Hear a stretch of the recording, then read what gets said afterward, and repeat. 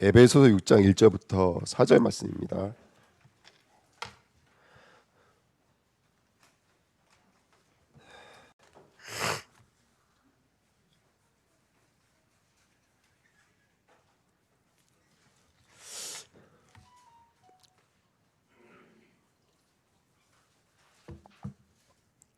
에베소서 6장 1절부터 4절 말씀입니다. 찾으신 줄 알고 다 같이 읽겠습니다. 자녀들아, 주 안에서 너희 부모에게 순종하라. 이것이 옳으니라. 내 아버지와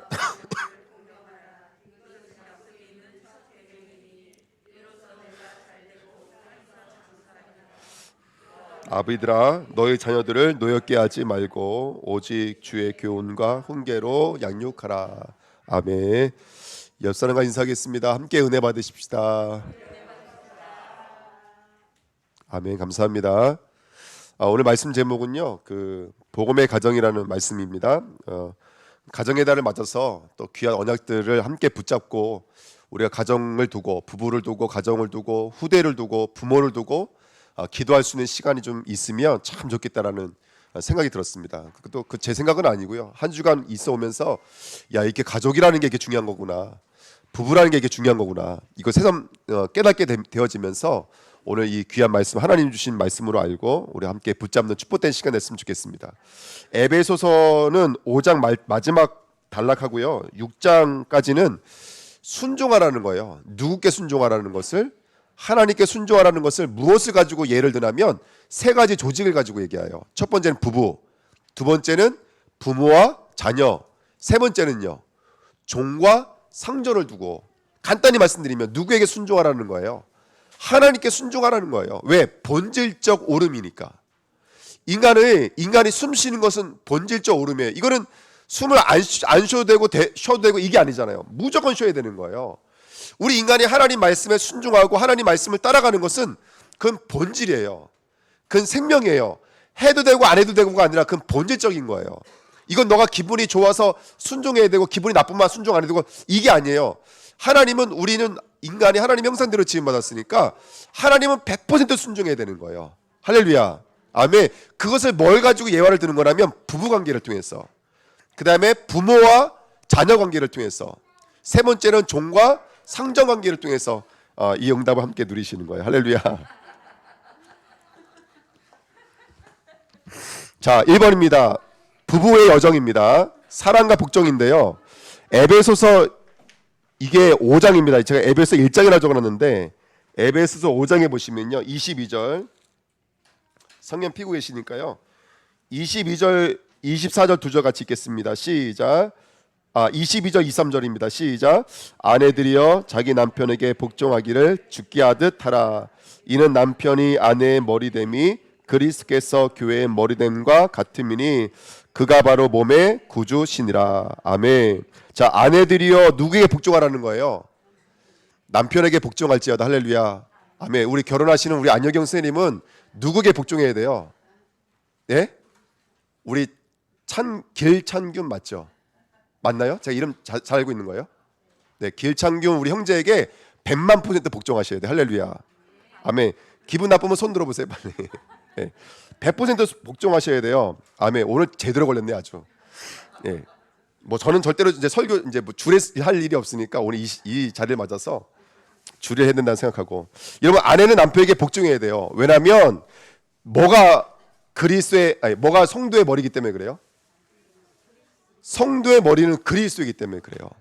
그러니까 지금 남편과 아내의 관계를 통해서 우리의 본질적 오름이 누구냐를 설명하시는 거예요. 김창옥 교수예요. 그분 강의가 참 재밌잖아요. 저도 그 강의를 들었는데, 남자가 여자를 사랑하게 되면 몸에서 도파민인지 뭔가 나와가지고 거기에 중독돼서 남자가 이상하게 그 여자를 바라볼 때마다 모든 걸 할 수 있는 생각이 들어온대요. 무한한 힘이 생긴대요. 그래서 매일 밤마다 집까지 데려다 준대요. 그래서 이제 여자는 그 모습에 감동을 해가지고 결혼하기로 선택을 했대요. 근데 결혼하고 나니까 그 몸에서 나오는 그것이 어떻게 됐어요? 멸종을 당해버렸어요. 그 남자가 이제는 그렇게 대해주지 않는 거예요. 여자를요. 그렇게 바래다 주지 않고 챙겨주지 않고. 그러니까 여자가 뭐라 그래요? 저 남자가 변했어라고 말해요. 근데 이 교수님이 뭐라 그러시냐면, 그건 변한 게 아니라 원래대로 돌아간 거라는 거예요. 원래 모습이라는 거예요. 그러니까 우리가 결혼이라고 하는 것은 이 땅의 결혼은 상대적 결혼이에요. 서로 간에 뭐가 맞았어요? 이해관계가 맞았어요. 하지만 원래 하나님께서 부부라고 하는 것을 주셨을 때는 그 부부를 통해서 무슨 관계를 경험하고 체험하도록 주신 거라면 절대 관계를 경험하고 체험하도록 주신 거예요. 그래서 여러분들, 아내가 남편에게 복종하는 그 모습을 통해서 우리는 뭐를 경험하는 거라면 눈에 보이지 않는 진짜 남편에게 복종하는 모습을 배워가는 거예요. 여러분 생각을 해보세요. 지금은 안 그래요. 지금은 전혀 그렇지 않지만 과거에 예전 시대만 해도 채집 활동을 해야 되고 족장들끼리 전쟁을 해야 되고 또 농사를 지어야 되면 남자의 힘이 중요해 안 중요해요? 너무나 중요해요. 그래서 집에 남자가 없으면 가장 중요한 걸 잊어버려요. 지금 이런 거 얘기하면 이제 혼나죠. 이제 지금은 그런 시대가 됐잖아요. 그러니까 이 성경이 지어질 때 당시는 그때 그런 시대였으니까요. 그 관계를 통해서 우리의 힘이 되시고 우리의 능력이 되시며 우리의 머리가 되시는 누구를 의지하라는 거예요? 그리스도를 의지하라는 거예요. 그러니까 남편을 통해서 우리는 진짜 남편이신 누구를 만나고 누구를 경험하도록 하나님께서 주신 거라면 우리의 진짜 남편이신 그리스도를 만나고 경험하도록 주신 거예요. 저는 그래서 부부는 이거라고 생각이 들어요. 부부는 제자리로 돌아가는 영적인 여정이라고 생각이 들어요. 어디로 돌아가는 거라고요? 제자리로 돌아가는 영적인 여정이에요. 그래서 그 남편을 통해서 그 아내를 통해서 우리는 뭐를 경험하게 되냐면 그 사람이 일평생 가지고 있던 영적인 문제를 보게 되면서 우리의 진정한 사랑이신 그리스도, 우리의 진정한 사랑이신 하나님의 은혜를 맛보게 되어지고 그걸 배워가시는 거예요. 할렐루야. 그게 부부의 관계인 줄 믿습니다. 그 두 번째는 남편을 아내를 사랑하는데 누가 누구를 사랑하신 것처럼 하라고요? 그리스도께서 교회를 위해서 사랑하신 것처럼 하라고요. 그러면 남편은 또 아내를 어떻게 사랑하는 거예요? 십자가에 못 박혀 죽으신 것처럼 사랑하라는 거예요. 나를 내어주는 사랑을 하는 거예요. 그래서 이제 부부는 이제 이런 관계를 맺으시는 거예요. 여러분, 아내는 남편을 바라볼 때마다 뭘 바라보시는 거예요? 저 남편은 그리스도는 아니야. 하지만 그리스도의 대사, 왕 같은 뭐예요?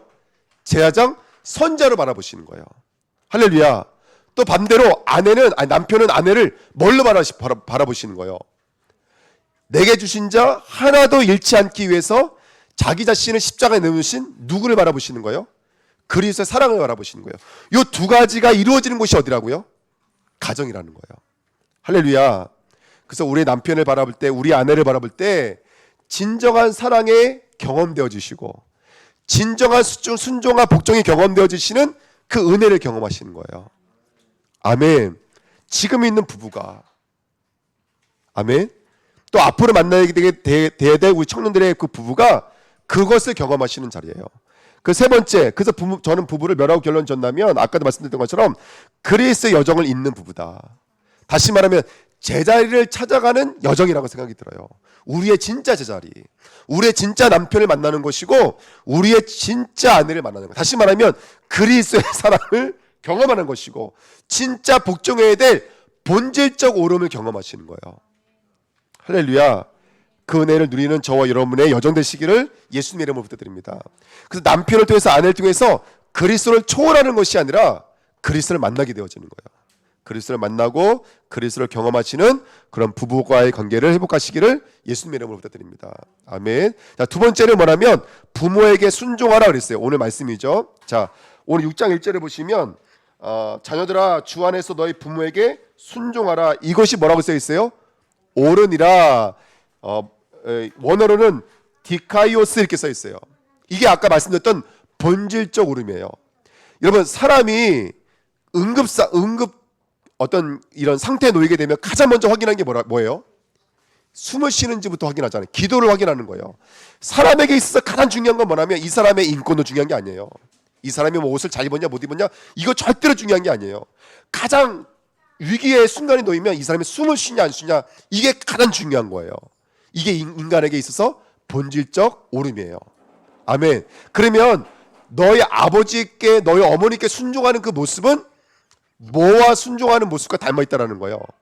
우리의 진짜 참부모이신 누구에게 순종하는 모습을 닮아있는 거예요? 하나님을 순종하는 모습을 닮아있는 거예요. 그래서 보이지 않는 참부모를 순종하는 모습을 우리는 어디서 볼 수가 있냐면 눈에 보이는 부모를 통해서 볼 수가 있는 거예요. 할렐루야. 아멘. 그래서 우리는 그 부모를 순종하는 모습을 통해서 본질적 오름을 찾아가는 거예요. 자, 인간에게서 가장 중요한 게 뭘까요? 모든 인간은 죄에 빠져 있잖아요. 죄의 삭은 뭐예요? 사망이요, 죽음이에요, 여러분들.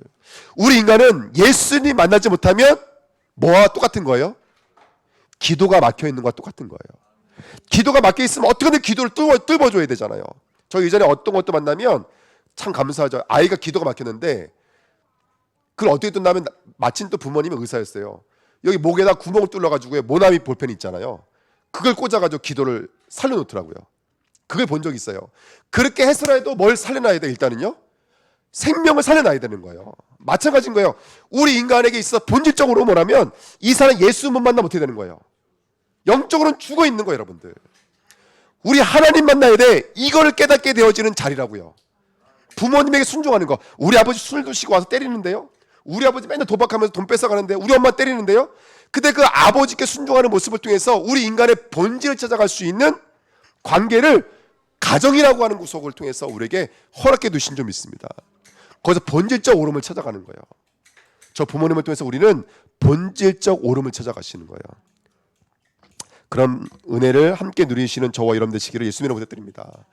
우리 인간이 하나님 떠났는데 하나님 만나야 돼. 그래야지 사는 것처럼 우리 인간은 나의 참부모이신 누구를 만나야 돼요? 하나님 만나고 그 하나님 말씀에 순종할 수 있는 게 가장 본질적 오름이라는 거예요. 할렐루야. 우리 성도님 중에서 주일에 여기 예배 나오셨어요. 마음속에 나 나오기 싫은데 억지로 나왔어. 그러면 아무도 안 계시잖아요.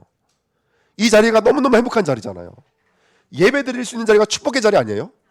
그걸 느낄 수 있으면 기도가 열려져 있는 거예요. 영적 기도가, 영적인 호흡이 열려져 있는 거예요. 그 관계가 성립되어져 있는 것을 가지고 참부모를 만났다 그래요. 그래서 오른이라는 말은 상대적 오름이 아니에요. 이 땅의 부모는 좋은 부모도 있을 수 있고 나쁜 부모도 있을 수 있어요. 어떤 이상한 부모는 자기 자식인데도 불구하고 두둑이 패가지고 죽는 부모도 있고요.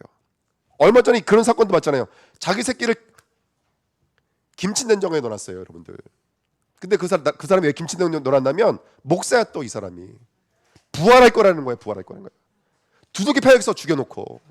근데 그게 계부가 아니라니까요. 친부모가 그렇다니까요. 자녀 학대가 가장 많은 곳이 어딘 줄 아세요? 학교도 아니고 바깥도 아니에요. 가정이라는 곳이에요. 여러분, 이 땅의 부모는 상대적 부모라니까요. 그 상대적 부모 앞에서 우리는 절대적 참부모이신 하나님을 경험하시고 하나님을 만나시는 거예요. 그런 은혜가 우리 주님께 오늘 나타나시기를 예수님의 이름으로 부탁드립니다. 나를 낳으시고 나를 기르시는 참부모를 순종하는 모습을 어디서 배우냐면 우린 가정에서 배우는 줄 믿습니다. 그래서 우리 모든 가정들마다, 모든 자녀들마다 본질적 오름이 있었으면 좋겠어요. 예수 그리스도를 순종할 수 있는 하나님의 자녀된 신분을 회복하시기를 예수님의 이름으로 부탁드립니다. 아멘. 그리고 여러분, 우리 자녀가 부모에게 최고로 할 수 있는 효도는 뭘까요? 우리 부모가 본질적 오름을 깨달으면 우리 자녀가 부모에게 할 수 있는 최고의 효도가 뭘까요? 복음 증거하는 거예요, 여러분들. 부모에게 복음 증거하는 것이 최고의 효도인 거예요. 아멘. 부모를 위해서 기도해드린 것이 최고의 효도인 거예요. 이게 우리 주은혜교회 부모들에게 일어나야 될 일들인 줄 믿습니다. 2번 보십시오. 이게 성경에 뭐라고 기록되어 있냐면 약속이 있는 첫 계명이라고요. 10계명을 혹시 아시는 분 계시나요? 지켜라, 지켜라, 지켜라. 안식일을 지켜라. 네 하나님 외에 다른 신을 숭배하지 말라. 우상을 만들지 말라. 그런데 모든 계명 중에서 약속이 있는 계명은 딱 한 가지 계명밖에 없어요. 네가 이걸 지키면 이런 축복을 줄게라고 약속을 주신 계명은 요거 5번째 계명 외에는 없어요. 부모를 공경하라. 부모를 공경하면 뭘 준다 그랬어요? 내가 이 땅에서 장수하리라 이렇게 써 있어요. 장수하리라. 근데 이 장수한다라는 단어가 단순하게 우리가 알고 있는 오래 산다는 개념이 아니에요. 원래 언어적인 뜻은 영원히 살리라 이런 뜻이에요. 영원히 살리라. 그럼 여기서 말하고 있는 장수는 뭘 말하는 거예요? 영생을 말하는 거예요. 그래서 여러분들, 우리 자녀들은요, 부모를 통해서 참 하나님이신, 우리 참부모이신 하나님을 만나셔야 돼요. 그래야지 영적인 장수하실 수 있어요. 본질적 오름을 찾아갈 수 있어요. 그 영적인 눈이 열려지는 오늘 되시기를 예수님의 이름으로 부탁드립니다. 참부모의 관계가 회복되어져야지 눈앞에 있는 부모를 살릴 수 있어요. 그 사람이 믿음이 없는지 있는지를 눈에 보이는 부모를 섬기는 모습을 통해서 알 수가 있는 거예요. 정말로 영적인 은혜가 있었으면 좋겠습니다. 그 내게 준 땅에서, 이 땅에서도 원래는 천국이라는 의미입니다. 그리고 장수하리라, 이 말도 앞으로 줄 게가 아니에요. 현재적 의미가 있어요. 지금 주고 계신다는 거예요. 이 말은 뭐냐면 정말로 부모에게 우리가 영적인 효도를 하게 되잖아요. 그러면 천국이라고 하는 하나님 나라가 오늘 임하시는 거예요. 138 그리스도 이름 부르는 곳에 하나님 나라 임하잖아요. 오늘 우리 가정에 하나님의 나라가 임하시는 저와 여러분 되시기를 예수님의 이름으로 부탁드립니다. 그래서 세 번째입니다. 우리 주내교회가 그래서 이 비밀을 알고 있으면 무슨 권위가 회복되냐면 부모에 대한 권위가 회복되게 될 줄 믿습니다. 어떤 권위를 갖고 있는 사람들이요? 하나님의 권위를 갖고 있는 사람이 부모에 대한 권위를 회복하시는 거예요. 이런 것들이 무너져 있는 시대에 하나님의 권위를 회복했으면 좋겠습니다. 여러분 누가복음 2장에 보시면 예수님과 부모님의 이야기 잠깐 나오는 거 아시죠? 예배를 드리러 올라갔다가 절기를 지키러 올라갔다가 내려왔는데 예수님의 어머님과 아버지는 예수님이 다른 사촌들과 함께 내려간 줄 알고 까마득하게 하룻길을 내려와 버렸어요. 근데 정작 찾아보니까 아들이 있어요, 없어요? 예수가 없어요. 그래 다시 올라가요. 올라갈 때 예수가 뭐 하고 계세요? 성전에서 선생님들에게 말씀을 강론하고 있는 거예요. 깜짝 놀랐지. 그러니까 예수님께서 뭐라고 그러냐면 왜 나를 아버지 집에 있어야 될 줄 알지 못하나이까, 이렇게 부모에게 말해요. 이게 무슨 말이냐면 부모인데도 불구하고 전혀 영적인 사실도 모르고 영적인 기준도 없어요. 우리 부모가 때로는 그럴 수 있어요. 근데 누가복음 2장 51절에 뭐라고 하냐면 이렇게 써 있어요. 예수께서 함께 내려가서, 이제 같이 내려갔어요. 내려가서 나사렛에 이르러 순종하여 받드시더라. 누가요? 어린 예수가 누구를 순종하여 받들더라고요? 영적인 눈이 하나도 없어서 자기를 영적으로 요만큼도 영향력을 입힐 수 없는 무능했던 부모를 뭐라고 써 있는 거예요? 영적으로 받드시더라, 이렇게 써 있어요. 부모님의 권위. 예수님도 자기 혈육을 통해 주신 부모에게 절대 권위에 순종했다라는 거예요. 그 순종의 권위를 통해서 누구에게 순종하고 있는 거 사실은요? 이 부모를 만나게 하신 하나님께 순종하고 있는 거예요. 여러분 눈에 보이는 하나님께 순종할 수 있다, 눈에 보이지 않는 하나님께 순종할 수 있는 모습은 눈에 보이는 부모님께 순종하는 모습을 통해서 나오는 줄 믿습니다. 한 가지를 회복하시면 돼요. 본질적 오름을 회복하시면 돼요. 아버지와의 나와의 관계, 어머니와 나와의 관계, 이 관계를 온전하게 회복할 수 있는 분은 예수 그리스도밖에 없어요. 이걸 믿는 자가 가정의 부모님과의 관계, 자녀의 관계를 온전히 회복하게 될 줄 믿습니다. 그 음단 누리시기를 예수님으로 부탁드립니다. 세 번째는요, 자녀를 양육하셔야 돼요. 주의 마음을 가진 부모가 되어야 될 줄 믿습니다. 오늘 6장 말씀해 보시면 4절에 보시면요, 또 아비들아 너희 자녀들을 노엽게 하지 말고 오직 주의 교훈과 훈계로 양육하라. 이제 우리가 이 부모님들이 붙잡아야 될 말씀입니다. 주의 마음으로 우리가 자녀를 양육하는 것은 크게 세 가지가 여기 기록되어 있거든요. 첫 번째는 뭐냐면 교훈하라고 성경에 써 있어요. 교훈하라. 이 교훈하라는 단어가 쉽게 말하면 파이데이아 이런 단어거든요. 이게 무슨 말이라면 징계라는 단어예요. 징계. 그래서 징계라는 단어의 뜻은 원래 자녀 만들기 이런 뜻이에요. 성경에 이런 말씀이 있어요. 히브리서 12장에 보니까 징계가 없으면 그 사람은 누구라는 거예요? 부모가 없는 사생자라는 거예요. 정상적인 부모는요, 누구를 징계하셔야 돼요? 자녀를 징계하셔야 돼요. 잠언서에 보시면 잠언서 13장 22장에 보면은 회초리를 들라고 성경에 써 있어요. 자녀를 회초리를 훈계라고 성경에 써 있어요. 지금은 이제 이런 말하면 혼나지만, 근데 제가 말씀드리고 있는 것은 뭐냐면 오늘 집에 가서 회초리를 드세요 이 말하는 것이 아니라 부모가 자녀에게 문제가 있었을 때 요거 기억하시는 거예요. 파이데이아. 이 문제 속에서 하나님의 뭐가 있다는 거예요? 이 아이에게 주신 영적인 발판과 기회와 서밋이 될 수 있는 영적인 도전이 숨겨져 있다는 것을 부모가 보셔야 돼요. 가장 중요한 건 뭐냐면 교훈하셔야 돼요. 무슨 말이냐면 문제가 있을 때 문제 해결로만 가지 마시라고요. 그 문제의 과정을 통해서 우리 아이들이 자라날 수 있도록 도와주셔야 돼요. 제가 어떤 분하고도 얘기했다니까요. 문제가 있었을 때 인간적 위로는 얼마든지 우리가 할 수 있다니까요. 근데 좀 기다려 주셔야 돼요.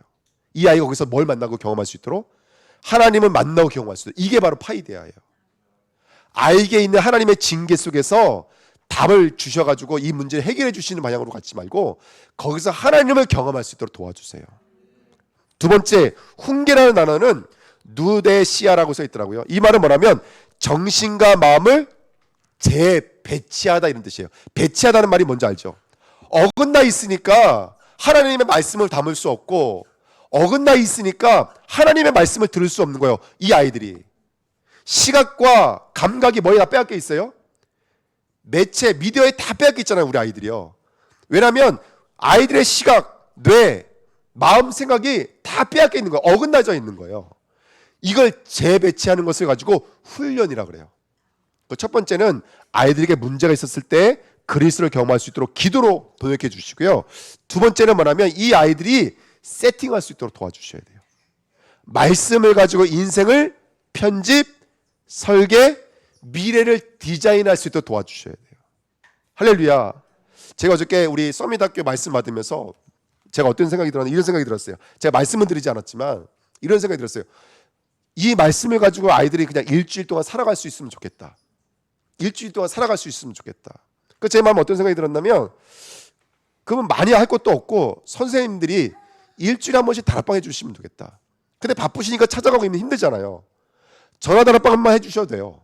해줘서 야 이번 주 어저께 말씀 제목이 뭐였죠? 그죠? 해적선과 구원선을 가지고 말씀 제목이 뭐였어요? 너의 주인이었나요? 나의 주인? 그쵸? 제가 어제 제목을 못 듣고 해적선과 구원선 이야기 알거든요. 그것만 해주면 아이들 나머지 메시지 쑥 따라와요. 그냥 이번 주 메시지가 해적선과 구원선에 대한 이야기였지, 처음 가는 그 여정까지 하나님은 우리를 이끌어 가신다. 나 어디 안에만 있으면, 그 그리스도 안에만 있으면 요거 안에만 확인시켜 주시면 되거든요. 이게 성경 메시지 일관 메시지예요 요번에. 그러니까 여러분 다른 게 아니에요. 아이들이 그 말씀에 일주일간 묵상할 수 있도록 말씀해 주시잖아요. 그러면 여기가 생각과 마음이 막 이게 어긋나 있는 것들이요, 그거 말씀 한번 딱 집어넣는 순간 이게 쭈르륵. 왜 우리 매년 수술하잖아요. 그럼 방귀가 안 나와요. 왜 안 나오는지 아세요? 내장이 막 엉켜져 있기 때문에 그래요. 방구 나오는 순간 그 내장이 어떻게 된 거예요? 자기 자리 찾은 거예요. 여러분들 마찬가지인 거예요. 우리 뇌, 생각과 마음이 아이들이 막 이렇게 혼란스러워 있거든요. 제가 우리 하나 봐도 돼. 우리 하나 막 분만고 할 때 이게 막 이래 막 앉아 있지 못해요. 말씀이 들어가야 돼. 다른 방법 없다니까 여러분들. 말씀이 들어가야 돼요. 그 제가 우리 집사한테도 그랬어요. 내 새끼인데도 안 돼요. 그 집사님이 저에게 위로해 주시더라고요. 목사님 걱정하지 마시라고. 중도 제 머리 못 깎는다고. 제가 되게 많이 위로받았어요. 정말로 그 말씀에. 그러니까 괜찮아요. 근데 분만고문 선생님들이 전해 주세요. 그러면서 달란트 줄 테니까 이번 주 우리 최고의 무기는 달란트 아닙니까? 그러니까 그냥 말씀을 조금만 해주시면 아이들의 뇌가 그냥 막 배치가 되기 시작해요. 생각과 마음과 뇌가 그냥 배치가 된다고요. 여러 가지 할 거 없어요. 말씀만 조금만 집어넣어 주시면 되는 거예요. 이거 집에 있는 분들은 못하세요. 힘들어요 정말로. 그 응답과 은혜가 함께 누려주시기 부탁드립니다. 아멘. 이게 바로 훈련이에요. 교훈과 훈련이에요. 이 두 가지를 부모님이 지켜주시면 돼요. 그 다음에 세 번째가 뭐냐면 노엽게 하지 말고 그랬죠. 아까 성경에는 분명히 뭘 들라 그랬어요? 회초리를 들라 그랬어요. 여러분들 왜? 우리 자녀는 사자제가 아니기 때문에. 근데 중요한 건 뭐냐면 아이들은 알아요. 그게 아이들이 엄마가 나를 감정으로 때렸는지, 등대기를 때렸는데 이걸 감정으로 때렸는지 아니면 훈계로 때렸는지를 아이들은 알아요. 그게 그 말이에요. 여러분들 노엽게 때렸는지 관계로 때렸는지 아이들은 알아요. 그래서 부모님들이 우리 아이들 훈계할 때 영적인 관계를 놓치지 않으시면 돼요. 할렐루야. 그러면 제사장적, 왕적, 선지자적 사역이 우리 아이들에게 전달될 줄 믿습니다. 이 세 가지만 기억하시면 될 것 같아요. 2번입니다. 3번에 2번 보세요. 후대를 향한 사탄의 공격이 있습니다. 여러분들 성경을 보니까 출애굽기 1장 15절 16절에 이런 바로 맞죠? 바로가 히브리 산파들에게 뭘 명령했죠? 남자아이는 죽이고 여자아이는 살리라는 거예요. 또 마태복음 2장에 똑같은 일이 일어났어요. 베들레헴에 2살 미만의 남자애들 어떻게 했어요? 다 죽여버려 그랬어요. 바벨론 포로 시대도 마찬가지인 거예요. 이스라엘의 아주 유능한 아이들, 용모가 단정하고 훌륭한 아이들은 다 잡아갔어요. 포로로 다 잡아갔어요. 사단을 알고 있어요. 누구만 잡아버리면, 후대들만 잡아버리면 이 복음의 것들이 무너진다는 것을 알고 있어요. 이게 사단의 공격입니다. 사단은 우리 후대를 공격하고 있다는 사실을 놓치지 마셔야 돼요. 할렐루야. 아멘. 어떻게 하면 될까요? 제가 이번 주 말씀 붙잡고 기도하다가 두 가지 붙잡았어요. 그 첫 번째가 뭐냐면 성경에 이렇게 되어 있더라고요. 뭐라고 말하고 있냐면 그 믿음의 대가 끊어진 것을 뭘로 표현하고 있나 이렇게 말하고 있어요. 출애굽기 1장 8절에는 요셉을 알지 못하는 왕들이 일어나고 이렇게 써 있어요. 그 다음에 사사기 2장 10절에는 여호수아를 알지 못하는 이렇게 성경에 써 있어요. 여러분, 우리 후대는 누굴 통해서 믿음이 전달되어져요? 부모 세대를 통해서 믿음이 전달되어지는 거예요. 부모 세대를 통해서. 부모님이 기도하는 모습, 부모님이 예배드리는 모습이 우리 아이들의 믿음이라고 생각하시면 돼요. 지금 부모의 모습이 아이들의 모습이라고 생각하시면 돼요. 아이들의 미래라고 생각하시면 돼요. 할렐루야. 이걸 첫 번째 언약으로 붙잡으셔야 돼요. 두 번째는 뭐냐면 사무엘상 1장 21절 22절에 매 년마다 서원제를 드리려고 이스라엘 사람들은 예루살렘으로 올라갔어요. 그런데 한나가 뭐라고 말을 하냐면 나는 올라가지 않겠다. 누구와 함께 올라가겠다? 나는 사무엘과 함께 올라가겠다. 사무엘이 젖되어져서 성전에 올라갈 때까지 나는 하나님 앞에 나가지 않겠다. 이 말은 무슨 말이냐면 하나님 만나는 곳이 성전이잖아요. 사무엘이라고 하는 메시지가 없으면 자기와 하나님과 관계는 없다는 거예요. 이게 한나가 얻은 메시지예요. 다시 말하면 자녀는 하나님이 내게 주신 메시지예요. 자녀는 하나님과 나와의 관계를 연결하고 있는 하나님이 주신 천명이요, 소명이요, 사명이에요. 왜 우리가 생명선이 연결되어져야 되듯이 자녀는 하나님과 나와의 생명선이에요. 할렐루야. 아멘. 요 두 가지를 이번 한 주간에 우리가 언약으로 붙잡았으면 좋겠습니다. 40일 동안 집중기도 하는데요. 새벽 예배 못 나오셨다고 해서 눌릴 필요도 하나도 없어요. 우리 주에겐 그런 교회 아니잖아요. 할렐루야. 아멘. 내 있는 자리에서 1분만이라도 무릎을 꿇으시고요. 우리 자녀를 위해서 이름 불러가며 기도하세요, 여러분들. 우리 자녀가 자고 있으면요. 그 아이의 발목을 붙잡고 무릎 꿇고 한 1분만이라도 기도해 주세요. 1분만이라도. 그럼 우리 자녀 일어나기 시작합니다. 우리 자녀 살아나기 시작해요. 너 왜 교회 안 다니냐? 한타는 소리 하실 필요가 하나도 없어요. 왜냐? 아까 말씀드렸잖아요. 나도 그 관계를 통해서 본질적 오름을 찾아가시는 거예요. 그럼 우리 자녀도 마찬가지인 거예요. 제가 처음에 교회 갔는데 믿음이 뭔지, 은혜가 뭔지, 말씀이 뭔지 어떻게 알아요? 근데 하나님은 어떻게 경험한 줄 아세요? 한 가지였어요. 제가 예수 못 믿겠더라고요. 교회 다니기가 너무너무 힘들고 어려워서 예배 시간에 나가버렸어요. 그 교회 안 나가겠다고 제가 선포해버렸어요. 근데 우리 아버지가 그 얘기 듣고 몸살이 나가지고 누워 계시는 거예요. 아버지를 모시고 병원 갔다 오면서 마음에 느낀 거였어요. 하나님이 나를 이렇게 사랑하실까? 그거 잠깐 느껴진 거예요.